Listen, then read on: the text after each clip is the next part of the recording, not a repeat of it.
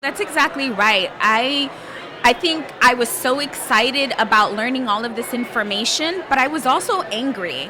I was upset that I didn't know this stuff. I didn't learn it in high school, I didn't learn it in college. And so here I was in my early 30s trying to figure out what all of this meant, and I had to do it on my own. And the information isn't as easily accessible. And so I'm so glad what you're doing with Be Worth, because I think that we talk about student loans, but a lot of people don't have a choice but to, if they want to further their education, is to get into student loan debt. Yes, there's scholarships, there's financial aid, there's things like that, but there's some people who, even with all of that additional help, need to take out student loans. Right. I think especially if there are a lot of people that say, I'm going to take out the student debt now and I'll worry about it later, because rightfully so, you're so excited about the opportunity to go to school and further your education, and there are good reasons for that, right? I mean, people that do go to college on average are making $1 million more over the course of their lifetime than people that don't. So it is a good investment, but I think the trick is, how do you take people from, they made the decision, you all make the decision to invest in your education, and now you're really struggling and figuring out how to pay that off. So how do you go from there to investing in yourself and investing in your future for retiring or, financial independence whenever you're striving to make it there? Yeah, I mean, I think also the lack of knowledge and information that is given to students when you're 18 years old, they are quickly, all of a sudden they give you a check for $10,000, $20,000, $40,000, and you're 18, 19 years old.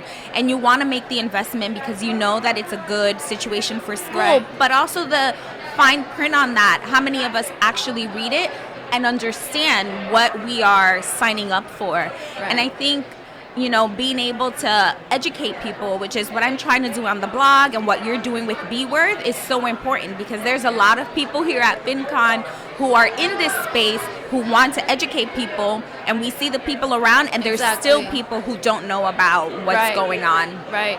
And to be honest, we're all learning here too, right? Absolutely. But it's so interesting to look back, and I remember with my student debt, the first 6 months really not having a clue about how to tackle that. And finance is such a taboo subject for a lot of people in many different cultures. And so, I'd be very curious to hear what your husband's reaction was to when you sent him that article, because I hope that you were lucky enough to have somebody to talk to about that with. But when it comes to debt and when it comes to budgeting, people are very shy, or in some cultures it could be considered rude to talk about. And so I think that's really interesting that you and your husband were able to team up on this effort. I think that's pretty amazing.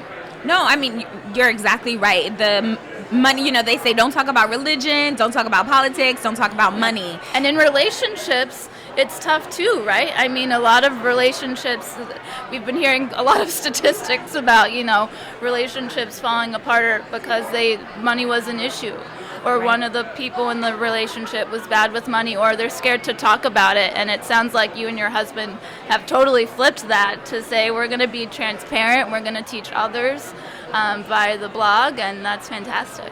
Yeah, I mean, so when I read this article the first time, when I read the article and I sent it to my fiance, he was like, oh yeah, that's cool. And that was the end of the conversation.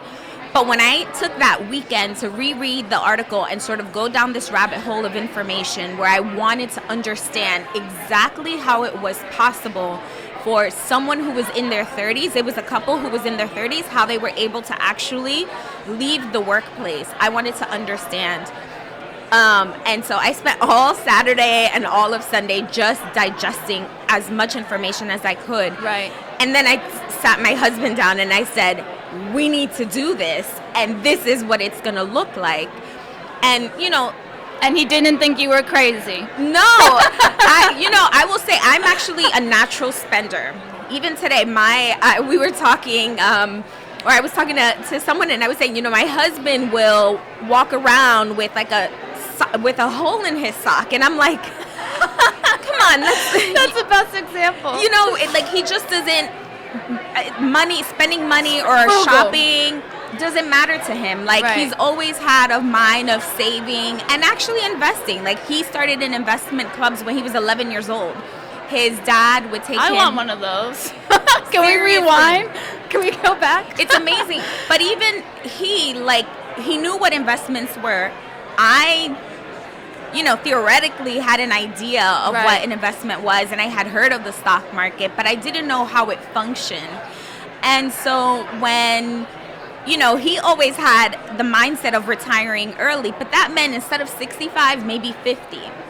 And I just didn't know how we would necessarily get there. And we didn't really Right. talk about long term. We knew what we were doing, right, in the current space at the Right. current time. And so when I told him, I said, listen, there is a couple who's in their 30s.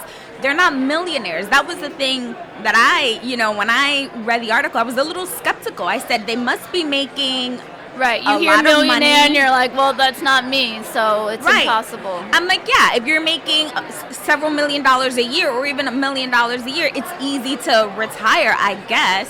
But it wasn't until I sort of jumped into the numbers, and I've had a spreadsheet of my budget since I was about 20 years old. So I always budgeted and I knew where my money went. Right. But I didn't spend intentionally, and I was fiscally responsible, but I wasn't optimizing some of the avenues. And so it was just a journey to learn and understand how I could best optimize Right. the money that I worked for, And let's maybe talk a little bit about how difficult was that transition, because, the courses from Be Worth, the first course that I'll have out, the Money Moves Accelerator, there's an entire module devoted to budgeting, and there's an entire module devoted to automating your finances, because a lot of people will have a budget, but they're not that great at sticking to it, right? So how do you automate some of the cash flows and some of the decisions to make that easier? Because I think a lot of people,